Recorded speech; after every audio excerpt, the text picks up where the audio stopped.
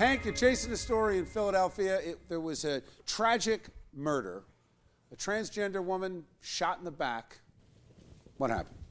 It was just kind of a weird journey we went on last night. Bill, Sergio and I met up at the corner of Wingahocking and 13th in North Philly. We were trying to make sense of the killing of Keisha Jenkins. Her mother was actually out there looking for answers too. She didn't want to talk. Ma'am, I owe your statement in full. Anything you want to say, I won't ask a single question. Anything you want to say. I'm sorry for your loss. Jenkins, as we know, was a transgender. She was beaten and shot to death, as you said, Bill, early Tuesday by several men. According to police, they're now saying that what initially might have looked like a hate crime was likely actually motivated by robbery.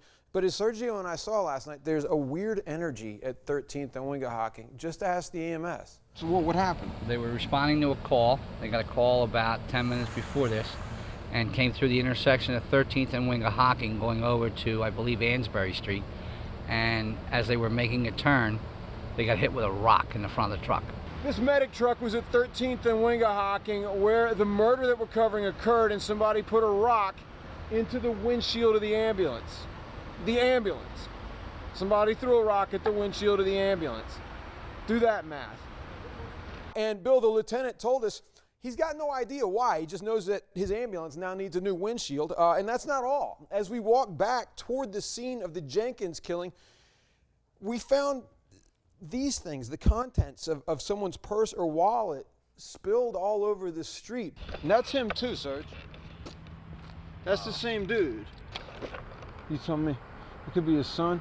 The picture on the left looks too new to be him as a baby, although this guy looks young. There's these insurance cards, financial responsibility cards, cards that you need if you're going to go to a doctor's appointment. All of it seemed to belong to a woman named Bonner.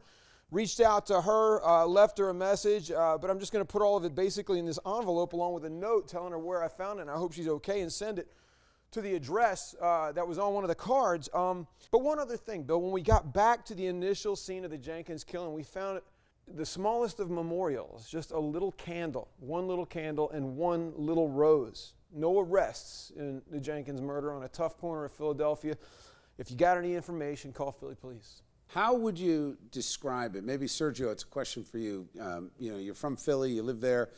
You know, what's a word that describes this neighborhood? Violent, sketchy, what is it? I live 5 minutes from that place. I mean, that section of Philly is pretty much, there's a whole bunch of transgender people there. Crime, drugs, money. That area of Philadelphia is in the 10% bottom for safety in the neighborhoods of Philadelphia. Just in 1 month, there has been 50 violent crimes and over 100 non-violent crimes. That's considered property crime. It is not a place you want to be. I used to work in a school down there, and I was constantly scared. I've never been scared living in North Philadelphia at Temple. I've never been scared living in South Philly. I was scared every time I got the subway down there. When you've got this high number of transgender women of color that are either involved in some kind of nefarious activity in a bad neighborhood, you're going to have a high number of problems, robberies, murders. I mean, I think that speaks to, the area speaks to a lot more to this crime than the fact that she was transgender. Irrelevant. I think a white, straight man wouldn't last 10 minutes in that neighborhood either. Yeah, I so think it's I don't think it has anything to do with that.